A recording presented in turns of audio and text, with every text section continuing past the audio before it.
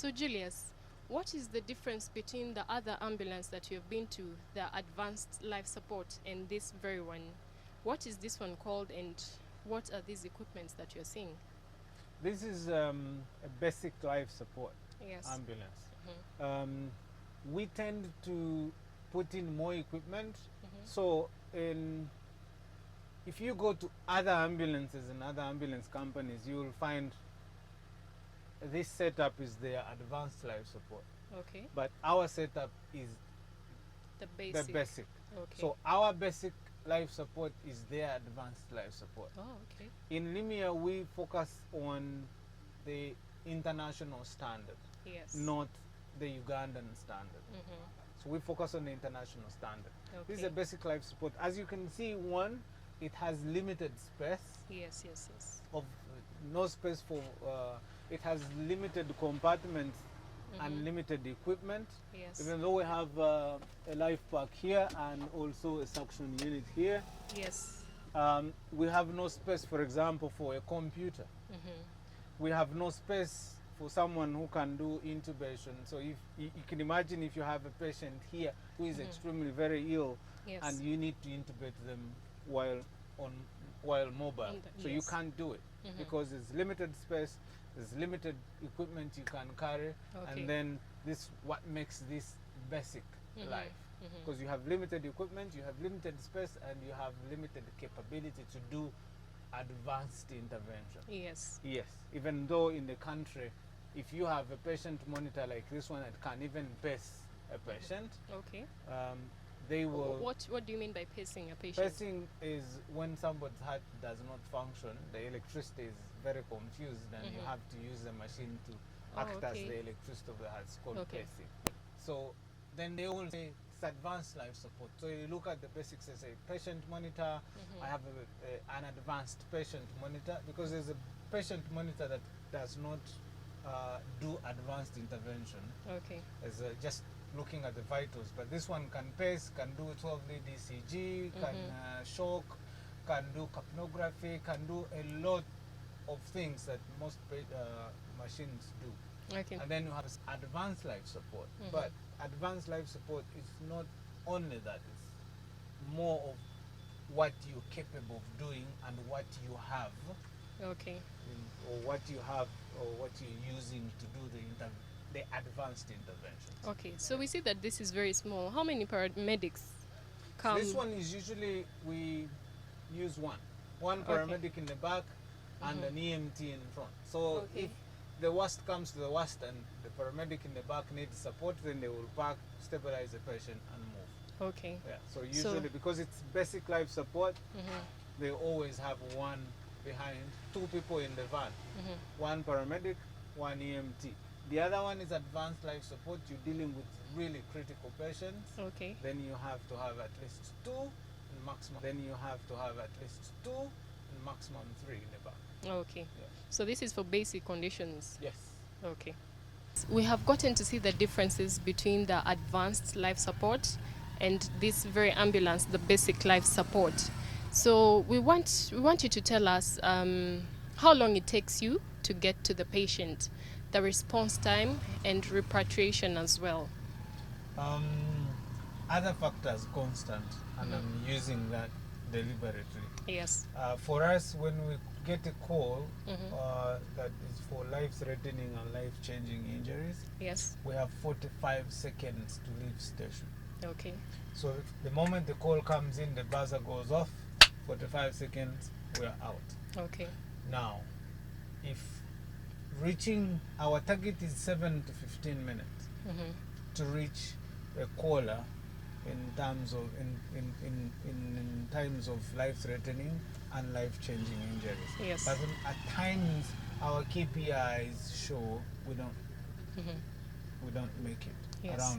Around 20% of the time we don't beat that time because of traffic, because of address. Yes. I can give you an example. If it's an open address, let's say Kaleru Market, it will take us 5 minutes or less than 5 minutes to reach Kaleru Market. Yes. But it would take us 10 minutes to find somebody in Nalia Estate. Because of the address. Yes. Somebody says, genda ku Muyembe, turn right.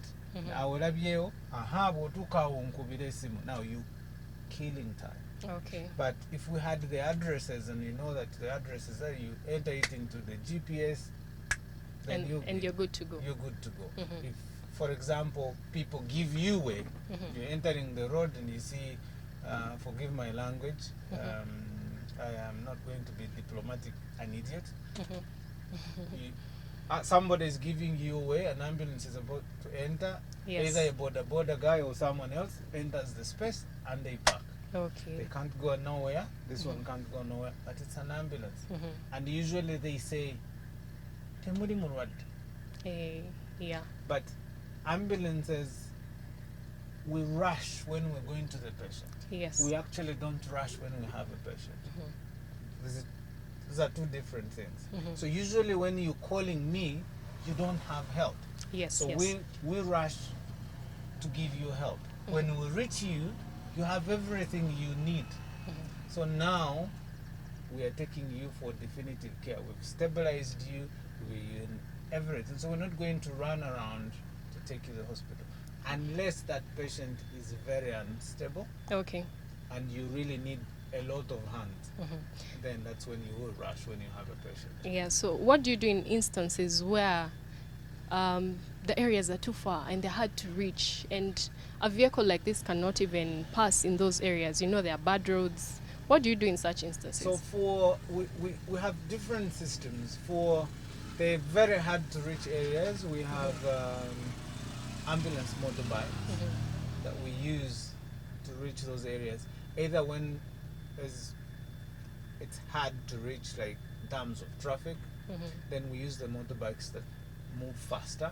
They usually go with critical care paramedics or a doctor, Okay. and they have everything they need to stabilize the patient in their house. Okay. And then this can take all its time to reach the area, to reach the family, the house, whatever you want to call it.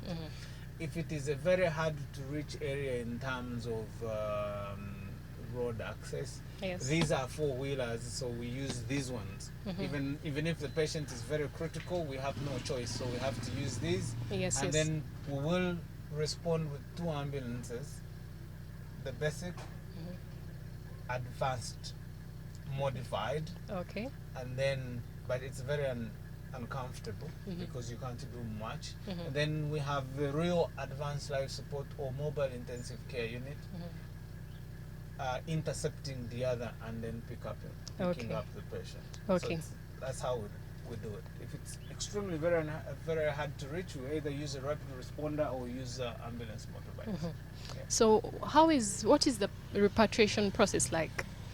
So by repatriation, you mean getting the patient from point of injury up to To the the hospital? to the ambulance? Yeah. Yeah, from point of injury to the ambulance, and also as well up to the So hospital. there are different types. There's somebody injured in their farm, so the process is different from when somebody is ill in their bedroom. Okay. So when we reach and you are stable, we're going to work on the assumption that we've already stabilized you, because we can spend 45 minutes stabilizing you, Oh, and we okay. can spend 5 minutes stabilizing you. Yes. We can spend 30 minutes stabilizing you, Depending. So we cannot move the patient unless we are sure that that patient is stable Stable. enough Okay. to move. There are patients you would want to move, but you move them and kill them. So they Yes. have to be stable to move. So when they are stable enough to move, then that's when you move. We have a process of informing the hospital.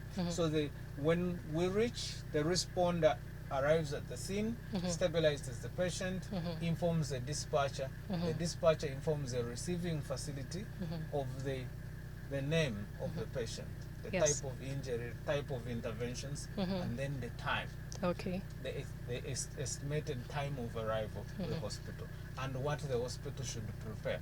So Okay. if it's a mother, then they need to have a gynecologist. Yes. If mother is bleeding to death, we declare code red. That means they have to have blood. If we need surgery, and then we call, let's say, one hospital, I'm going to use our partner, Nakasero Hospital, and they Yes. say they have booked surgeries in their theaters. All of their theaters are full that day. Then it doesn't make sense if you need an emergency surgery to take you to that hospital. Yeah. So, Julius, you mentioned something about killing a patient. Yes. I understand that if a patient is dead, it does not qualify for them to be taken by the ambulance to the hospital. Can you Yes. clarify that? So ambulances are designed to take patients, not Dead. not the dead. So the Okay. dead go in the funeral vans. So the funeral vans are supposed to pick up the patients. For us, our job is if they call us and they think somebody is dead, we Yes. arrive on the scene, confirm death. Okay. Because by law, it is the medics that have the power to confirm death professionally. Okay. So when we confirm death, then the family decides whether the patient needs to go for post-mortem. Then they call the funeral home to take. Only when the patient dies in the ambulance is when the ambulance carries the dead body. What caution can you give to the public? In a life-threatening or life-changing injury or illness, time is the enemy. Every second counts. That second that you delay to make a decision to call an ambulance or you moving that patient could be the difference between life or death. If you have any illness or challenges or any injury, call us. We'll be able to come to you and we'll help you determine whether you need hospitalization or give you bring the hospital to you in order to save your patient. For those on the road, when you see an ambulance, it's whether it has a patient or not, just give it way. Those seconds that you delay that ambulance could be the difference between the other person's life or death. Our arrival changes everything. If you break the chain of survival, that patient would be no more.